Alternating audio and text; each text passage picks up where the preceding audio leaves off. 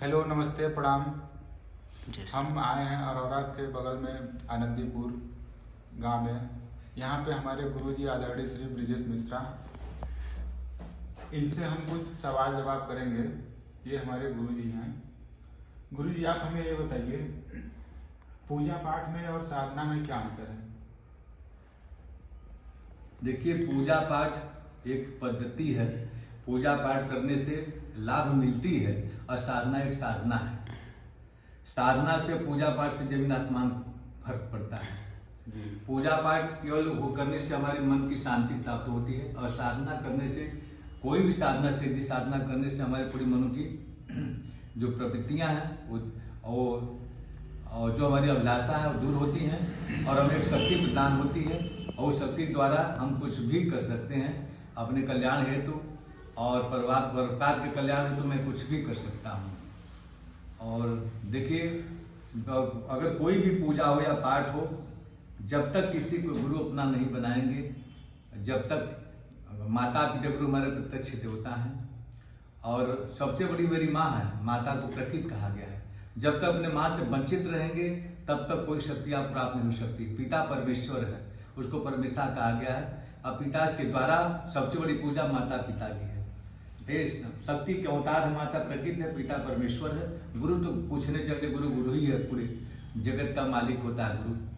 तो ये तीन लोग अगर साथ रहेंगे तो आप कुछ भी प्राप्त कर सकते हैं। और साधना के लिए पहले एक आत्मविश्वास की जरूरत होगी। जब तक आत्मविश्वास नहीं होगा तब तक आप कुछ भी नहीं होगा। जैसे कुछ लोग कहते हैं कि भगवान है ही नहीं, गुरु है ही नहीं। गुरु माने क्या होता है, उनको पता ही नहीं है कि गु का मतलब अंधकार रूप में प्रकाश होता है। जब तक कोई गुरु नहीं रहे कि कोई अगर तब तक कुछ होने ही वाला नहीं था। गु का मतलब अंधकार रूप में प्रकाश होता है। गुरु का प्रकाश हो ही नहीं सकता। और जो भगवान जो कहते हैं हमारे प्रत्यक्ष देवता हमारे पास है। बताइए, पंच तत्व से पूरी शरीर बनी है। क्षिति जल पावक गगन समीरा, पंच रचित अधम शरीरा। ये पांच तत्व से पूरी ब्रह्मांड में, पांच तत्व मेरे में विद्यमान है। बताइए, हमारे सूर्य माँ प्रत्यक्ष देवता है, हमारे चंद्रमा प्रत्यक्ष देवता है, धरती हमारी माँ प्रत्यक्ष देवी है और जल स्वयं मेरे प्रत्यक्ष, आकाश को मैं स्वयं देख रहा हूँ, अग्नि को मैं स्वयं देख रहा हूँ, हवा को मैं स्वयं देख रहा हूँ। कौन सी बताइए कि लोगों को जो भगवान चाहिए क्या, जो उसमें जब देखिए मनुष्य के अंदर जब अहंकार प्राप्त हो जाती है, अहंकार परमात्मा को भोजन है। अगर अहंकार बस अगर मनुष्य के अंदर वो जब उत्पन्न हो गई तब भगवान कोई नारायण किसी न किसी रूप में उसके हमको अहंकार को विनाश करते हैं। नहीं, परमात्मा का भोजन है। और जब हम अहंकार से रहित रहेंगे, काम क्रोध मद लोभ शोक नाथ नरक के पंथ और सब परिहर उड़ी रही भजो भजे जैसन। जो इन चीजों से जो रहित है वही सबसे बड़ा जो है ईश्वर को प्राप्त कर सकता है और परमात्मा प्राप्त सकता है, सिद्धि प्राप्त कर सकता है, आनंद ले सकता है जीवन का। जो एक बार आपको सिद्धि मिल गई तो जीवन भर आप आनंद लेंगे और जीवन भर आपका कोई बिगाड़ नहीं सकता है, जब तक आपके ऊपर आत्मविश्वास प्रबल होना चाहिए। सबसे बड़ी चीज है, जब आत्मविश्वास प्रबल नहीं है तो कोई गुरु है, न कोई भगवान, न कोई कुछ नहीं। और दुनिया क्या कहता है, क्या क्या लोग कहते हैं, मानसिकता मनुष्य की अलग अलग है। बस सबसे बड़ी चीज की मेरी मानसिकता, अगर कोई भी देखे लोग, चाहे गुरु हो, चाहे माता हो, चाहे पिता को, किसी को देता नहीं, लेने वाला स्वयं नहीं लेता है। लोग कहते हैं जैसे कि हम शिष्य बना ले, गुरु जी शिष्य बनता नहीं है, स्वयं बन जाता है, कोई बनाता नहीं है। और जब शिष्य लोग बनाते भी हैं तो वो मान लीजिए वो शिष्य नहीं रह सकता।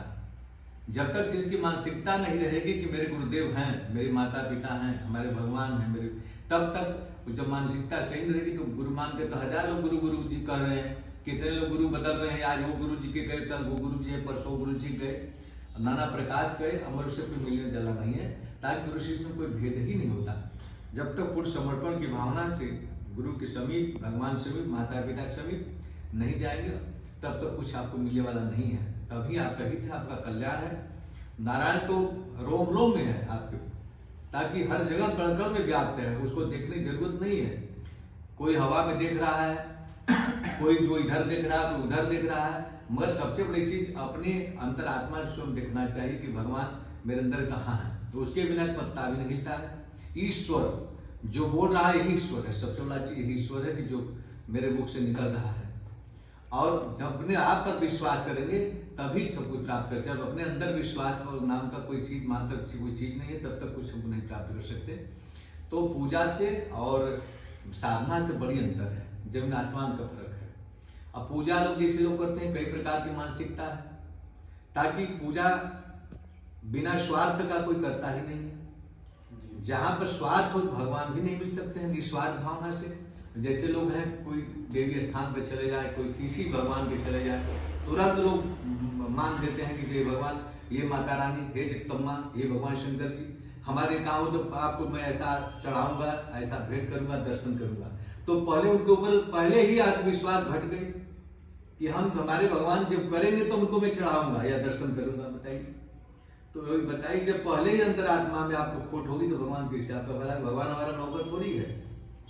और जो भी आपके सामर्थ्य हो, जो फूल पान आपके पास हो, भगवान को स्वयं या माता को स्वयं समर्पित कर दो, मांगने की आवश्यकता नहीं है। और स्वयं सब कुछ जानते हैं भगवान को, मेरा शिष्य किस आ रहा, मेरा भक्त किस लिए आ रहा है, उनको सब पता है। और जिससे कि नारायण मुद्दा आंख खत्म कोई नहीं। अभी सोच लीजिए कि हम आंख मुद्द करके भी अगर भगवान को देखें कोई नहीं है, तो फिर भी भगवान आपको देख रहा है।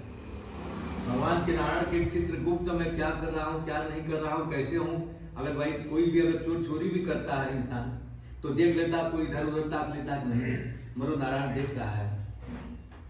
कुछ लोग ये भी सोचते हैं कि ये पापी है, ये पापी कितनी बड़ी जो सुखी है, खुश है, और पाप करता चला रहा है, खूब आनंद से है। तो कुछ लोग देख करके भी मन उनका विचलित हो जाता है कि जब जो धर्मात्मा लोग कितने चले जाते हैं कि अच्छा पाप कर रहा है, खुशी हम भी ऐसा करूँ, ऐसा उसकी भूल है। देखिए, भगवान एक दिन नारद जी भगवान विष्णु से प्रश्न किए कि हे प्रभु बताइए कि मैं मृतलोक में गया था, तो वहां पर देखा कि जितने प्राणी हैं, जो पापी हैं वो खुश हैं, और जो धर्मी हैं वो दुख से पीड़ित हैं। भगवान विष्णु ने कहा कि देखो, जो पापी होते हैं मैं पहले उसका पुण्य दाव पर लगा देता हूँ, इसलिए पुण्य दाव पर लगा देता हूँ कि खूब पाप करे। पाप करता है उसी पुण्य के ज्यादा, जब तक उसका पुण्य रहेगा तब तो पाप करता रहेगा, और जब उसका पुण्य समाप्त हो जाएगा तो मैं उसे इतना दंड देगा, इतना दंड कि फिर जीवन उठ नहीं पाएगा, वो सीधे धरा से चला जाएगा उठ करके।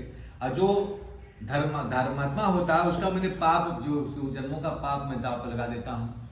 और इसलिए वो अगर खूब परेशान होता है, भगवान की भक्ति करता है, तो यही मेरी परीक्षा है कि अगर मेरे परेशान होते हुए अगर मेरी नामों को और मेरे अपने कर्मों को या मेरे प्रति अगर वो समर्पित है, पूर्ण समर्पण की भावना से, तो आगे चलते तो उसको जब उसका पाप खत्म हो जाता है, जब पुण्य की बारी आती है तो पुण्य ही पुण्य मिलता है, और आगे चल करके कई जन्मों तक वो मनुष्य की श्रेणी में जन्म लेता है, भगवान उसके समीप रहते हैं और उसका भला होता है। तो सबसे बड़ी चीज है कि पाप पुण्य में लोग जिसको ज्ञान नहीं है तो ये अपना ऐसा ऐसा प्रश्न करते रहते हैं कि भगवान नहीं है तो पुण्य आत्मा दुखी है, तो है तेज से उसकी मूर्खता है, ताकि इसलिए कि उनको ज्ञान नहीं है। अज्ञान का है, जब ज्ञान जब दूर होगा तो अपने ज्ञान का प्रकाश हो जाएगा।